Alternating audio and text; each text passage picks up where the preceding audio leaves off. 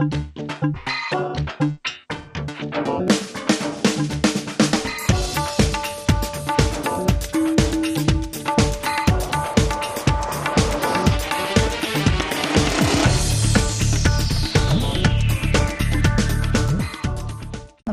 आप सभी का बहुत बहुत स्वागत है। हमारी खास पेशकश जीना इसी का नाम है में।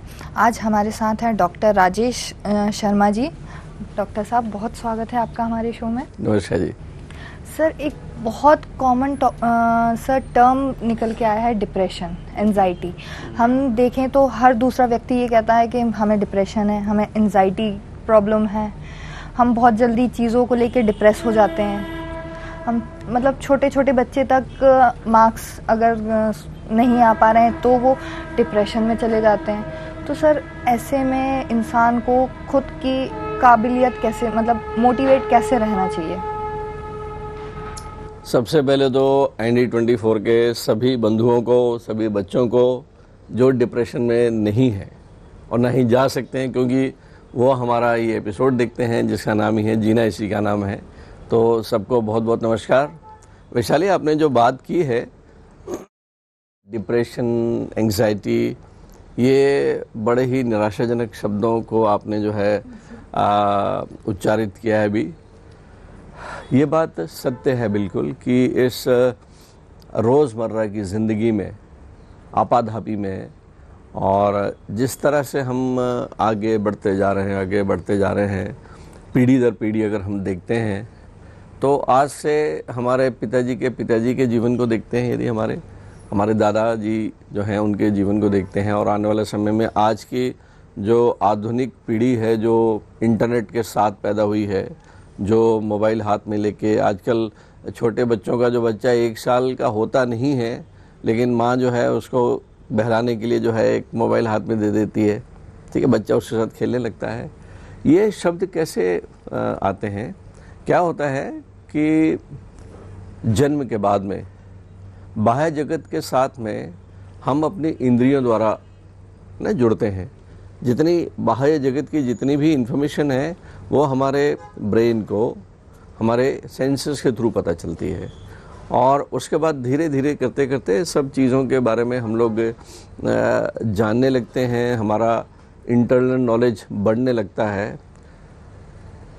धीरे धीरे सबसे पहले माँ, फिर आपके परिवार के सदस्य, फिर समाज जो है वो आपके व्यक्तित्व को गढ़ने लगते हैं।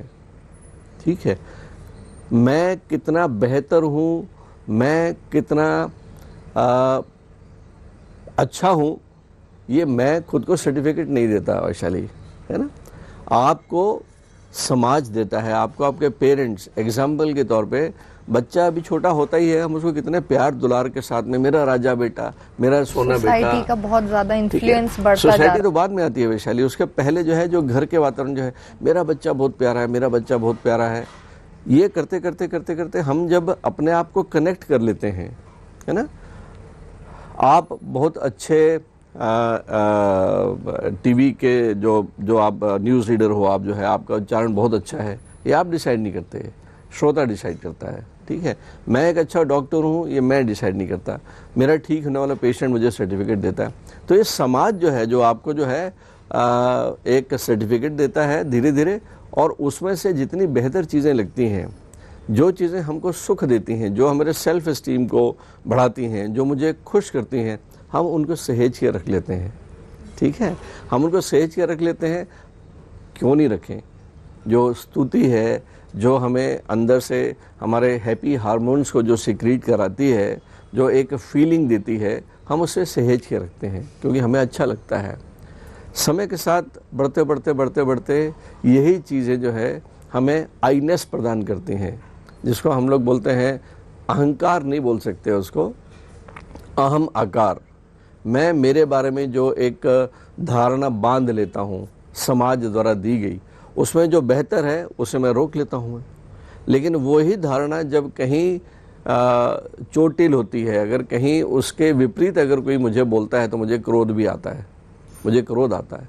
और उसके बाद हम जब जीवन में चलते हैं तो बहुत से एक्सपेक्टेशंस समाज हमसे रखने लगता है, हमारे पेरेंट्स हमसे रखने लगते हैं, हमारे परिवार के लोग हमसे रखने लगते हैं, हम खुद से जो है अपने कुछ सीमाएं बांध लेते हैं, कुछ टारगेट्स, कुछ गोल बांध लेते हैं।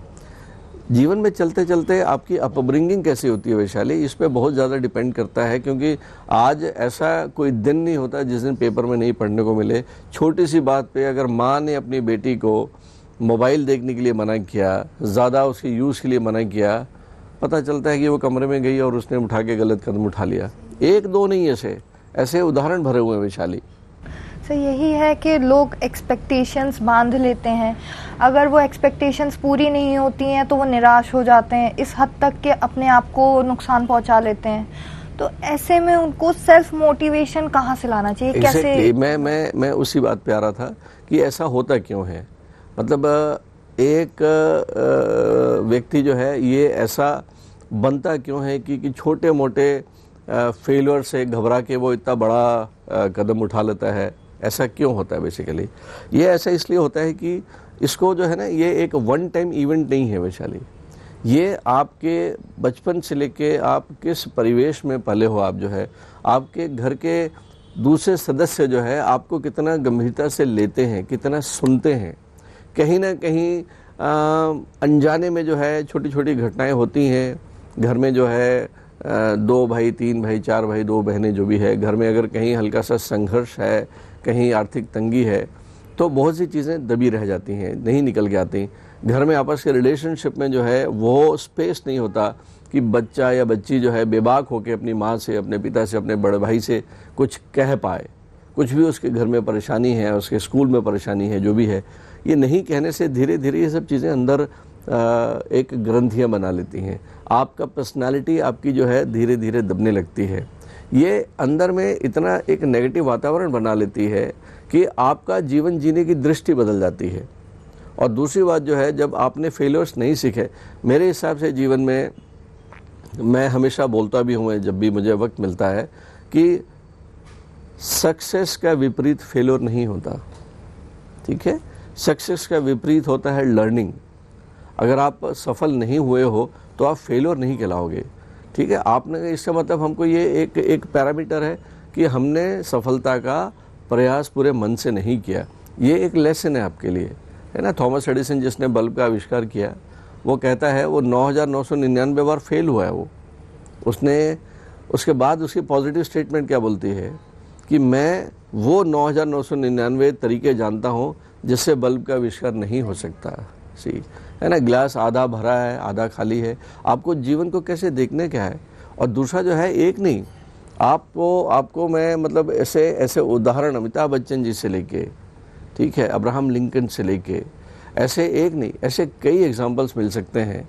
ठीक है, जिससे कि जो लोग जो है, जो जीवन से नहीं हारे और अंत में जो है आज वो सितारे बन के जो है सबका पथ प्रदर्शन कर रहे हैं। वही एक कंसेक्यूटिव फेलियर आते हैं कि एक बार हम नाकाम हो गए, 2 बार नाकाम हो गए, 10 बार हो गए, तो कहीं ना कहीं इंसान एक उनका सेल्फ एस्टीम लो हो जाता है। वो अंदर ही अंदर ये सोचने लग जाते हैं कि भाई हमारे अंदर वो काबिलियत नहीं है या हम ये काम कर ही नहीं सकते। बिल्कुल बिल्कुल। तो ऐसे में उस सेल्फ एस्टीम को कैसे बढ़ाएं या ये कैसे मोटिवेटेड रखें? जीवन में वैशाली ऐसे, मतलब खास करके एक युवा जो पीढ़ी है, खास करके 18-20 साल से लेकर 30-35 साल तक जो है, जब हम अपने उस पहले आश्रम से बाहर निकल के आते हैं, जब हमने पढ़ लिया, पढ़ने के बाद में जो है हमें अब जॉब चाहिए, जॉब नहीं मिला, हमने एंट्रेंस एग्ज़ाम दिए, हमको तो क्या पास नहीं हो पाते, एक बार नहीं होते, 2 ये सारी की सारी चीज़ें आती हैं जब समाज, आपका पीयर प्रेशर, आपके पेरेंट्स जो है, इसमें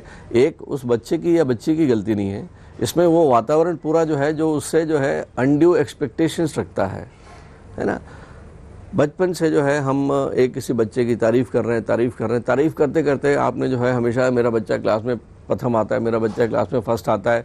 पेरेंट टीचर मीटिंग में जाके जो है आप टीचर की ऐसी तैसी करते हो, मेरे बच्चे को अच्छे नंबर नहीं आए, मेरे बच्चे को, ये सारी की सारी चीज़ें जो है ये अचेतन मन में, बच्चे के अचेतन मन में भरते जाती हैं। सबकॉन्शियसली वो अपने आप जो है एक अपनी टारगेट बनाता है कि मुझे पेरेंट्स को खुश करने के लिए, पेरेंट्स के एक्सपेक्टेशंस पे खरा उतरने के लिए मुझे पढ़ना है। उसके बाद जो है वो अपने भाई को देखता है, अपने किसी बड़े दोस्त को देखता है जो फलानी जगह चला गया, आईआईटी में चला गया, पीएमटी में चला गया, समाज ने उसका जो है बहुत अच्छे से स्वागत किया, और उसके बाद ये बच्चा जो है मनी मन जो है वो धारणा करने लगता है। उसके बाद जो है वो अगर मीट आउट नहीं कर पाता है तो वो जो एक फियर ऑफ फेलियर है, एक तो फेल होना होता है वैशाली, एक होता है फेल होने का डर, है ना। ये फेल होने से कहीं ज़्यादा जो है वो हमारा फियर ऑफ फेलियर होता है। जैसे हमें याद है कि हम अपने एग्ज़ाम के समय में वाइवा देने जाते थे, बाप रे, वाइवा जब शुरू हो जाता था तो डर दूर हो जाता था, लेकिन वाइवा से पहले दिल की धड़कनें तेज़ हुई पड़ी हैं, सडनली जो है आपका बिल्कुल ब्लैंक हो गया है और घबराहट हो रही है। क्यों?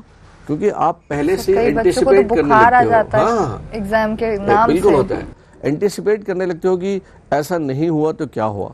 अरे जो है ही नहीं, जो घटा ही नहीं है, उसके बारे में हम अननेसेसरी के एक एंग्जाइटी, एक एप्रीहेंशन, एक बेवजह की सोच, तो निराशावादी चीज़ें बहुत जल्दी हावी होती हैं, तामसी प्रवृत्तियाँ बहुत जल्दी हावी होती हैं। तो मैं सभी बच्चों के लिए या जो हमारे युवा हैं उनके लिए कि जीवन बेहद खूबसूरत है, सबसे ज़्यादा आत्मविश्वास और इससे भी ज़्यादा ऊपर वाले पे विश्वास। ये मैं 100% कह सकता हूँ मैं कि आप अपनी मेहनत ईमानदारी से करें, आप अपनी मेहनत ईमानदारी से करें और उसमें बेईमानी नहीं करो आप। और सच में बता रहा हूँ आपको कि आपका जो ऊपर वाला जो है वो रिज़ल्ट देखता है, वो हमेशा आपको उचित मेहनत का उचित मुआवजा हमेशा मिलता है, इसमें कहीं की दो मत नहीं है।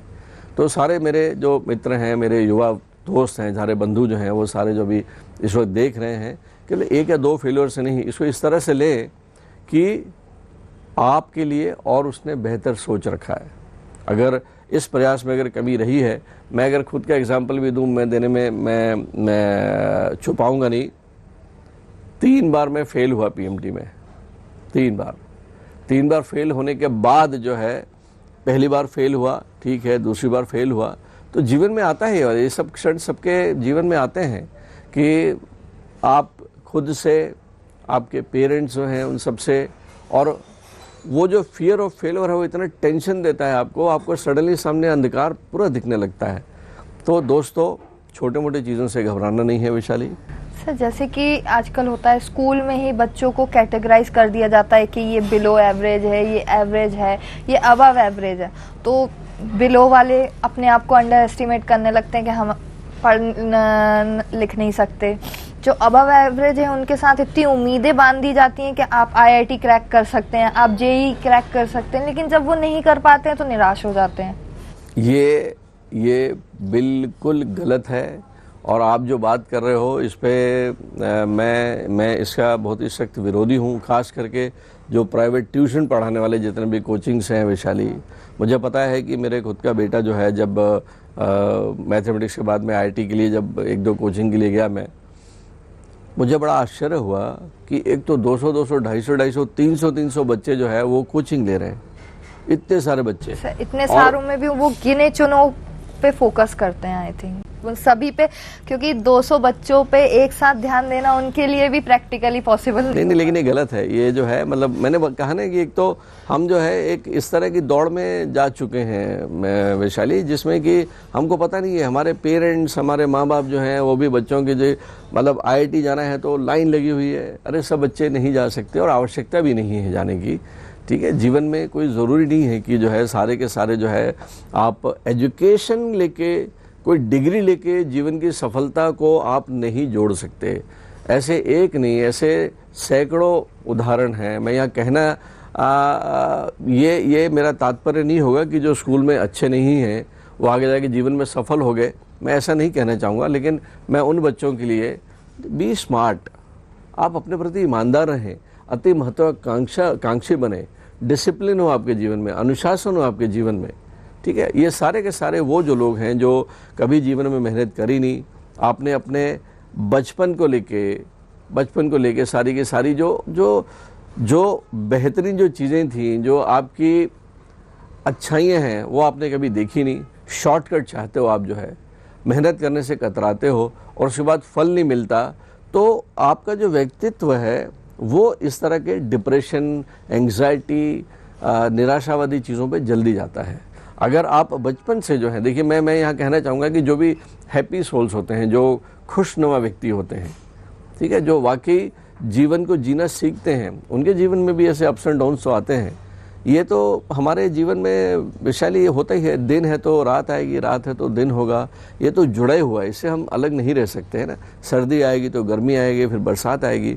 तो प्रकृति एक ही चीज़ फिक्स है, एक ही चीज़ जो निश्चय है प्रकृति में, वो है बदलाव, परिवर्तन। ये ऐसा हो नहीं सकता है कि आप हमेशा जो है कामयाबी की सीढ़ियाँ चढ़ते जाएं। कई बार गिरते भी हैं, औंधे भी गिरते हैं, घुड़सवार गिरते भी हैं, फिर चढ़ते हैं। तो एक जो परसिवरेंस है, लड़ने की शक्ति, मैं यहाँ कहता हूँ डार्विन का वो सिद्धांत मुझे बहुत बेहतरीन लगता है, जीवन के बहुत ही करीब लगता है, जिसमें वो बोलते हैं कि स्ट्रगल फॉर एग्जिस्टेंस। वैशाली उनका पहला है कि स्ट्रगल फॉर, ये हमको अपने जीवन में एग्जिस्ट करने के लिए इतनी ज़्यादा भीड़ भाड़ है, उसमें अगर हमको एग्जिस्ट करना है तो संघर्ष तो करना पड़ेगा। संघर्ष शारीरिक रूप से करना पड़ेगा, मानसिक रूप से करना पड़ेगा, भावनात्मक रूप से करना पड़ेगा, हर लेवल पे जो है संघर्ष है। तो इस संघर्ष के बाद जो बच जाते हैं, उसके बाद डार्विन बोलते हैं सर्वाइवल ऑफ द फिटेस्ट, कि काफ़ी लोग तो उसमें निपट गए, जो कमज़ोर हैं वो निपट जाते हैं, उनमें से भी जो बचते हैं उसके लिए उसमें से जो फिटेस्ट होगा, सर्वाइवल ऑफ द फिटेस्ट, ये दूसरा उनका प्रिंसिपल है। तीसरा है कि उसमें से भी जो फिट बचता है उसे प्रकृति चुनती है, लॉ ऑफ नेचुरल सिलेक्शन। उसमें वो प्रकृति चुन के उसको अपना एक दूत बना के, अपना माध्यम बना के, फिर समाज में उसको वो उसको एम्पावर करती है। और मैं यह दावे के साथ कह सकता हूँ कि जो भी नेतृत्व है, आज कोई बेस्ट सिंगर है, कोई बेस्ट बिजनेसमैन है, बेस्ट लीडर हैं, मोदी जी हैं, शिवराज जी हैं, इन सबको देखें तो ये सारे के सारे संघर्षों से निकल के आए हुए हैं। इनके जीवन का जो है वो वाला समय देखें जब ये संघर्षरत थे, तो आपको इतने उदाहरण दिखेंगे। हर महापुरुष की जो है, जो आत्मकथा हम लिखते हैं, उनकी जो पढ़ते हैं, ये बहुत आवश्यक है युवाओं के लिए कि वो दिन उन्होंने निकाले कैसे, वो कितने संकल्पित थे अपने लक्ष्य को पाने के लिए। देखिए ओलंपिक में वैशाली जब 100 मीटर के लिए एक धावक दौड़ता है, 8 या 9 सेकंड में वो अपनी दौड़ पूरी करता है। वो 8 और 9 सेकंड के परफॉर्मेंस के लिए 8-8 साल मेहनत करते हैं, 8 साल मेहनत करता है। खाना नहीं खाना, अननेसेसरी ये स्वाद चीज़ों से परहेज, उसका जीवन देखो, सुबह 4-4, 5-5 बजे उठ के वो एक्सरसाइज, और उसके बाद मेडिटेशन, फिर संकल्प, फिर डिस्ट्रैक्शंस नहीं होना। केवल अर्जुन की जो कहानी हम सबने सुनी है कि उसे केवल निशाना भर दिखता है, केवल आँख दिखती है पक्षी की। इतनी निश्चित संकल्प के साथ में आप काम करो, सवाल ही नहीं उठता कि कभी जीवन में आपके ये डिप्रेशन या आप जिस मोहल्ले में रहोगे उस मोहल्ले में ही डिप्रेशन नहीं आएगा। केवल आपको जो है जिद होनी चाहिए, जुनून होना चाहिए, और उसके लिए मेहनत करने का आपका मादा होना चाहिए। सवाल ही नहीं उठता है कि आपकी ज़िंदगी में कभी फेल हो रहा है। सर कई बार ऐसा होता है कि हम अपने इमोशंस कन्वे नहीं कर पाते, मतलब हम, कई लोग ऐसे होते हैं जो अंदर अपने दुख को दबा लेते हैं, अपने इमोशंस को दबा लेते हैं। उनको ऐसा लगता है कि हमारी फैमिली वाले सुनेंगे नहीं, वो समझेंगे नहीं। एक क्या जनरेशन गैप भी आ जाता है, तो भी हम अपने बातों को उनके सामने नहीं रख पाते, तो ऐसे में भी डिप्रेशन आना लाजमी है। हाँ, ये छोटी चीज़ें जो है ना, ये ग्रंथियाँ बन जाती हैं। जैसे बिल्कुल वैशाली आपने सही कहा कि हम कभी एक्सप्रेसिव नहीं होते, एक शाई नेचर होता है। हमें ऐसा लगता है कि सामने वाला समझेगा ही नहीं, हाँ, समझेगा नहीं, या फिर वो हमारा मजाक उड़ा सकता है, जो भी है। तो यही चीज़ें जो हैं, जब आप अपने दोस्तों के बीच बैठते हैं, मैं यहाँ पे इस बात को मैं बड़े स्पष्ट रूप से कहना चाहूँगा वैशाली, कि कई बार जो है परिवार के सदस्य जो है वो आपके उस स्ट्रेस को नहीं समझ सकते। हम दोस्तों के बीच में, एक अच्छा दोस्त होना जीवन में कितना ज़रूरी है, ये वाकई वो रिश्ता है जिसमें कि, क्योंकि उसके साथ कोई स्वार्थ नहीं छुपा हुआ है ना। वो तो एक प्रकार से एक डस्टबिन है आपके लिए, एक दोस्त है। आपके मन में जो आता है, मुझे मालूम है कि जो बचपन के दोस्त होते हैं, मुझे मालूम है, ठीक है, कि हो सकता है महीनों उनसे बात ना हो, लेकिन जब भी बात होगी तो वही कनेक्ट से हम शुरू होते हैं। तो जीवन में एक अच्छा साथी बहुत ज़रूरी है।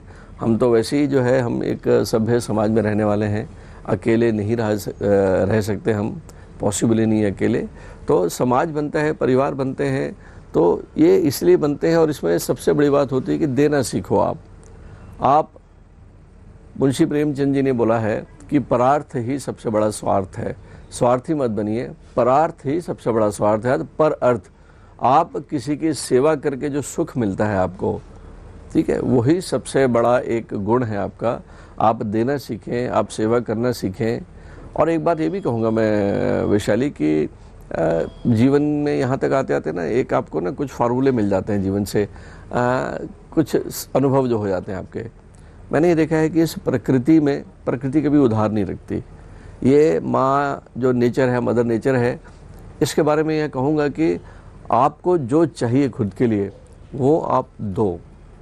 आपको खुशी चाहिए, खुशी दो। आपको डिप्रेशन चाहिए तो आप डिप्रेशन दो। मैं सच कहता हूँ कि ऐसे व्यक्ति जो खुद डिप्रेशन में जाते हैं, उन्होंने पता नहीं कितने सारे लोगों को डिप्रेशन दिया होगा, कितने सारे लोगों के साथ में सरकास्टिक बात करना, कितनों को तकलीफ़ देना, कितनों को परेशान करना।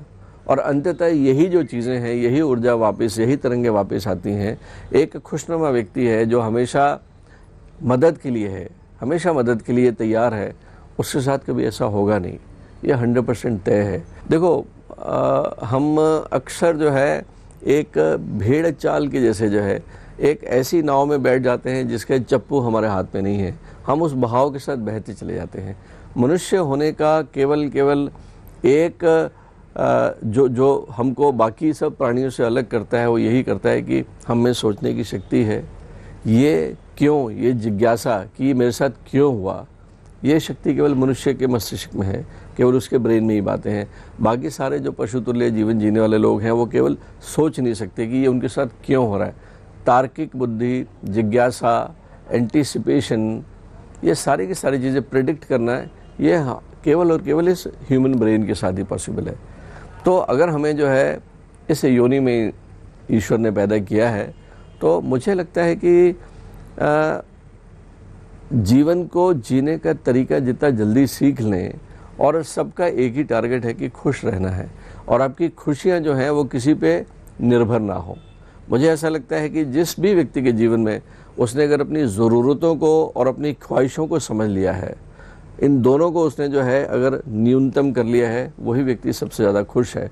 क्योंकि ज़रूरतें ज़्यादा होंगी, अगर ख्वाहिशें ज़्यादा होंगी, आप उसे मीट आउट नहीं कर पाएंगे, और उसे मीट आउट करने के लिए फिर दुनिया भर के तरीके हम करने लगते हैं। इस जीवन की आपाधापी में जब मटेरियलिस्टिक ज़िंदगी जीते हैं हम लोग जो है, भौतिकवादी ज़िंदगी, तो ज़रूरतें ख़त्म नहीं होती। और इंद्रिय जनित जितने सुख हैं वो हमेशा तनाव का कारण ही बनते हैं, क्योंकि चीज़ें पूरी नहीं होती हैं।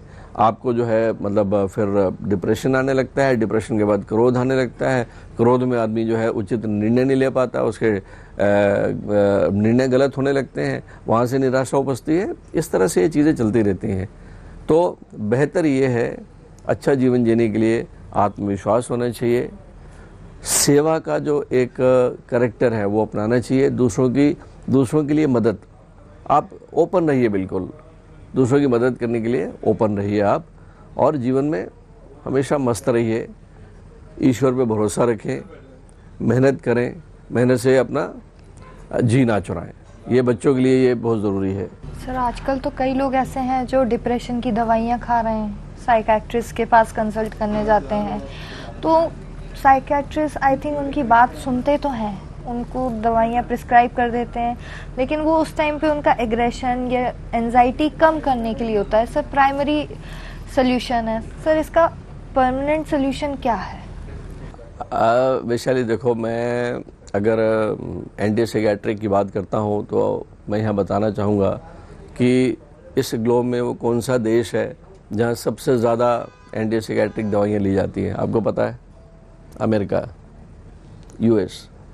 हम तो अभी भी विकासशील हैं, वो विकसित है, कितना एडवांस है, लेकिन उसके बाद भी जो व्यक्ति भौतिक चीज़ों में सुख ढूंढेगा उसे सुख मिलेगा नहीं, केवल चिंताएं ही मिलेंगी, डिप्रेशन ही मिलेगा। इसलिए परमानेंट सॉल्यूशन है कि आप जो है हमारे सनातन हमारा जो ऋषियों द्वारा दिए हुए जितने भी फॉर्मूले हैं, भारत देश में सनातन धर्म पे आधारित, हमारे वेदों पे आधारित जितना ज्ञान है उसको अपनाइए, और वही एक सीधा सीधा जीवन का रास्ता बताता है, उस पर भरोसा करें। गीता एक वर्ल्ड का बेस्ट प्रूव्ड मैनेजमेंट, आपके पास में एक रेफरेंस बुक है गीता में, पूरी ज़िंदगी की सारी चीज़ें उसमें लिखी हुई हैं। हमारे भारत देश में तो ढेर सारी चीज़ें हैं वैशाली, हमारे वेदों के आधार पे तो पूरा विश्व चल रहा है। तो जो भी बच्चे हैं, आप अपने गौरवशाली इतिहास से जुड़ें, और परमानेंट सोल्यूशन जो आप चाहते हो, बिना दवाइयों के अगर आप रहना चाहते हो, तो ईश्वर पे विश्वास करें, अच्छे लोगों के साथ रहें, अच्छी किताबें पढ़ें, खास करके हमारे भारत का जो वैदिक नॉलेज है उसको पढ़ने की आदत डालो आप। बहुत बहुत धन्यवाद सर आपका। यहीं हम आपसे इजाज़त चाहेंगे। बहुत बहुत धन्यवाद हमारे सारे दर्शक। और वैशाली, मेरे ख्याल से अक्सर जो है काफ़ी दर्शक जो हैं आजकल हमारे साथ में वार्तालाप करते हैं व्हाट्सएप के माध्यम से, और कई बार उनके भी जो सोचे हुए टॉपिक हैं वो भी हमको मिलते हैं। तो कृपया करके आप अपने जो विचार हैं वो साझा करें हमारे साथ। फिर से मिलेंगे। जय हो।